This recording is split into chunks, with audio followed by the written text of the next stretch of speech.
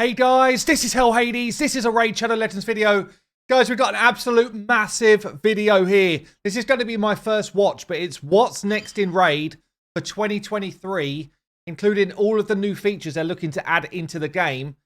This is something which I've been looking forward to, and I knew it was coming soon because they've been dropping us teasers about things like live PvP, about these new big bosses that are coming in. Let's see what they've got to say. Let's see if it lives up to the hype. But generally, Raid do this type of video extremely well. Let's do this. First What's Next in Raid episode of 2023. It's only fitting that we kick the year off with some huge news about what's coming to the game. Hard mode dungeons, live PvP, quality of life improvements.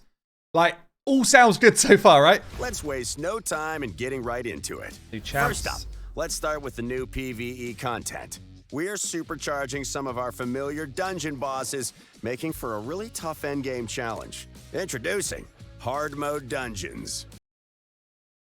Initial feeling of this is sweet. Actually, really sweet. Yeah, these bosses, these dungeons, they're almost like the core of Raid, and actually, they're all done really well. Okay, they're all done really well, but we've got to a point where if you played the game for 6 months, you're smashing through these quite comfortably. When we say hard mode, we mean hard mode.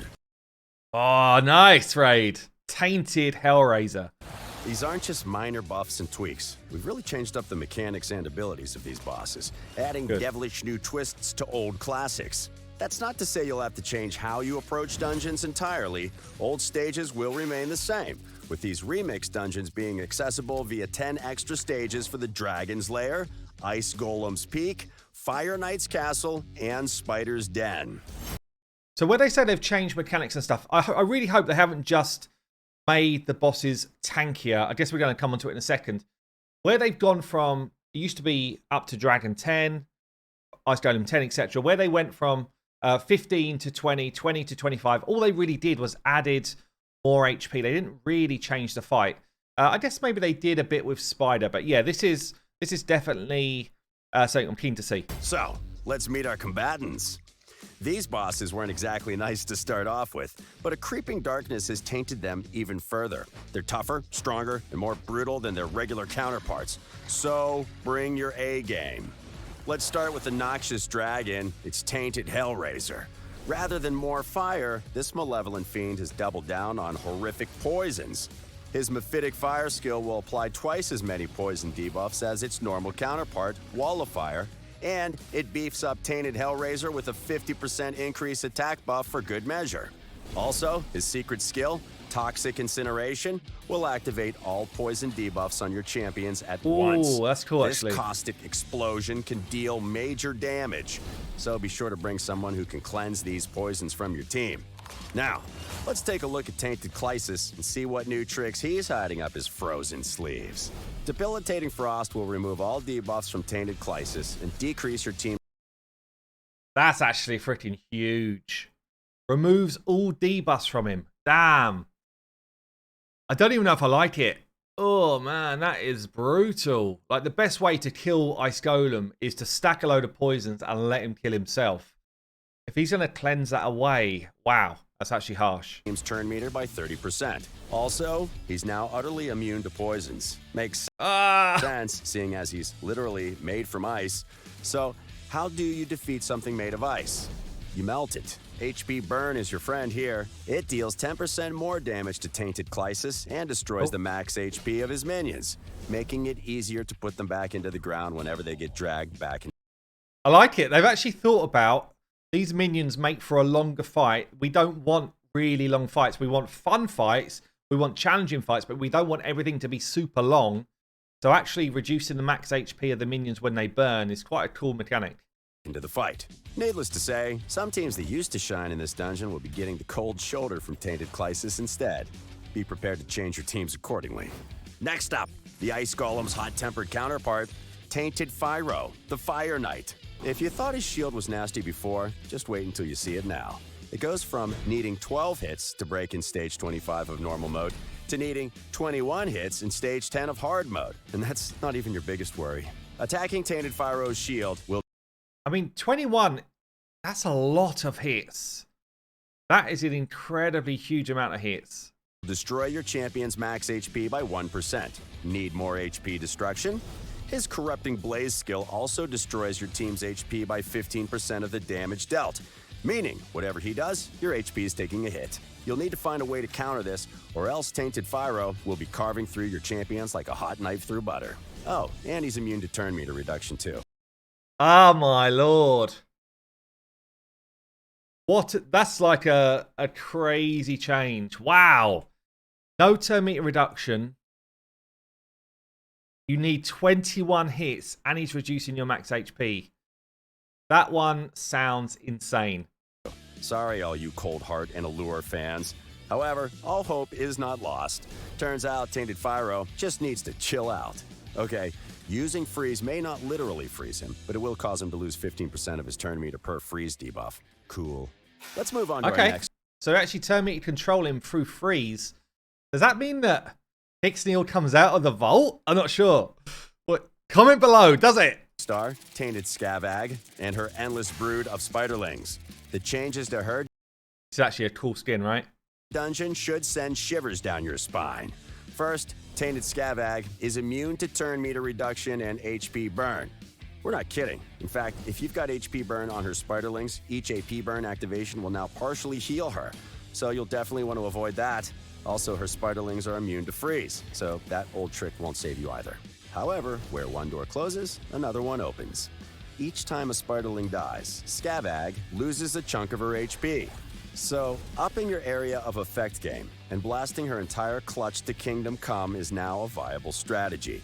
Another saving grace is that hard mode spiderlings aren't any tougher than they are on stage 25 of normal mode. So if you can splat them there, you can splat them here. Overall, I'm not sure about that change, really. That sounds like it might even be... Is that easier? I guess you can't turn me to control the spider anymore, so that's going to be nasty. But I think there's quite a few people that could blow up the spiderlings in a decent amount of like hits.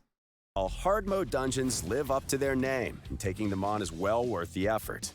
Along with yielding greater rewards and more event or clan v clan tournament points, hard mode dungeons will also drop mythical artifacts and accessories.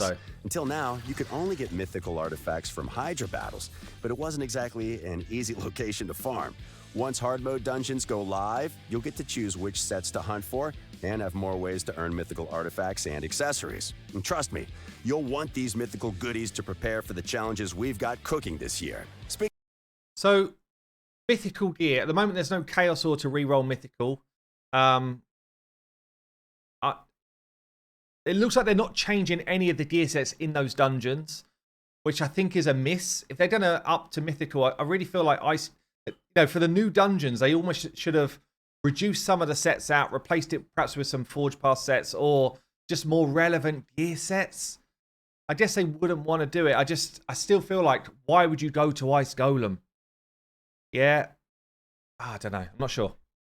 Speaking of challenges, we all know that the best thing in life is to crush your enemies, climb the ranks of the arena, and become the best in the world. But until now, you can only test your strength against AI-controlled defense teams, and we know you all dreamed of more than that. You want to go head-to-head with other players to feel the thrill of real-time PvP and test your skill against opponents as cunning as you are. Now, at last, we can say that dream is becoming reality.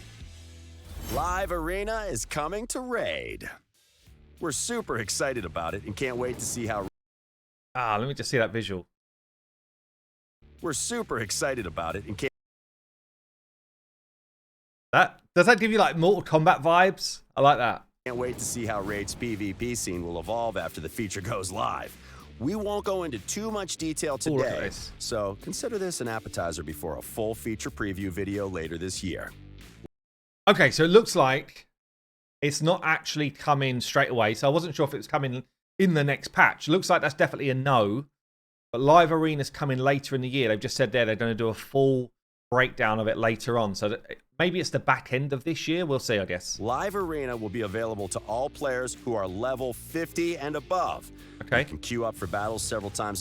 Just to give you some context, my free-to-play account, which is 40 odd days in, is over level 50. So saying level 50 sounds like it's a really high level, but actually you'll get access to this pretty quick, even if you're a relatively new player.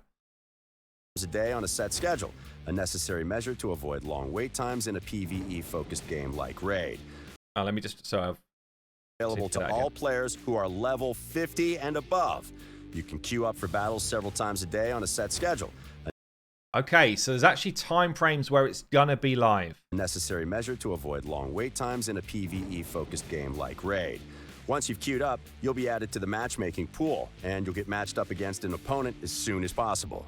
After pairing up with an opponent, the Battle of Wits begins with picking champions. During this phase, both players will pick their champions one by one, building a team of 5.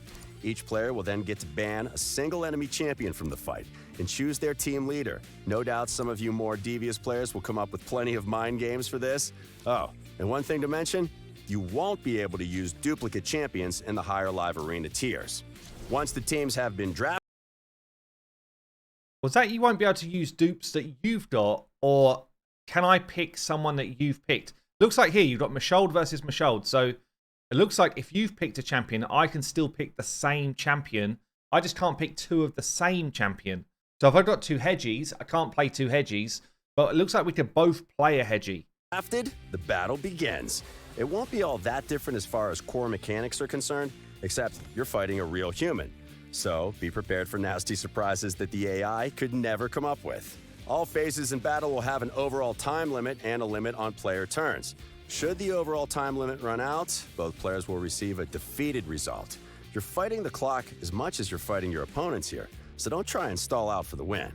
On top of the sheer awesomeness of fighting other players in real time, there'll be dedicated live arena quests, new artifacts, a new addition to the Great Hall where you can New addition to the Great Hall. Ignore defense.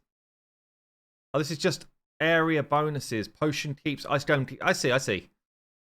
spend your hard-earned live arena crests and other rewards to look forward to. But we'll talk about all that later. Those are the 2 main features we'll be working on in the near future, but we also have some significant quality of life. So let's just talk of the arena then. So you get a ban phase. It looks like a 20-second turn per hit. It feels like they've done it in a decent way. I honestly feel like live PvP could be one of the biggest things to happen to Raid if it's done well. They've not talked about the kind of, the way you actually level up, the people you're going to be faced up against. If it's a bit of a clone of current arena, even worse if it's a bit of a clone of tag team arena where there's no kind of need to win, there's no like winner's prize, then it could fall flat on its face. But if they do it in like a tournament system and they actually have kind of like big events behind it, then it could be really cool for Raid. Let's have a look here what's going on. Quality of life. Have some significant quality of life updates coming too.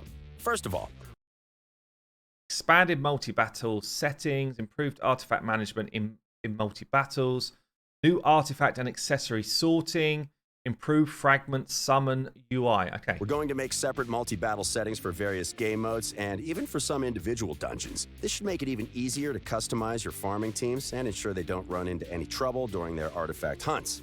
We're also expanding your artifact selling options in multi-battle mode. Right now, you can only choose what rank of artifacts you want to get rid of. But we're changing it so you can pick which artifacts you want to keep based on the rank, rarity, type, set, specific substats, or any combination of these factors. This is brilliant. So for those of us who use RSL Helper to its fullest, you can kind of do some of this already in a tool which Farberstuff has built, okay? You could say, I only want to keep speed set. I only want to keep speed set if it rolls speed rolls. I only want to keep, I don't know, resistance gear if it's got resistance roll, whatever. Yeah, you set up a tool to help you choose which gear to even decide to roll up. It looks like they're doing it in game, which is so good because so many of us actually play on mobile. Yeah, I play on my iPad most of the time on my free-to-play account. Then I come to the PC when I'm working. Basically, I would be able to get rid of a lot of the trash without having to go into every single item. It's actually massive. I like it.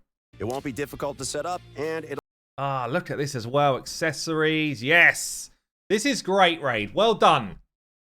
I know a lot of you are going to comment below, all of the kind of Mona group. This should have been in game since the start, blah, blah, blah. Yeah. We know. Or at least a version of it, but at least it's coming, right? It'll make your farming a lot smoother.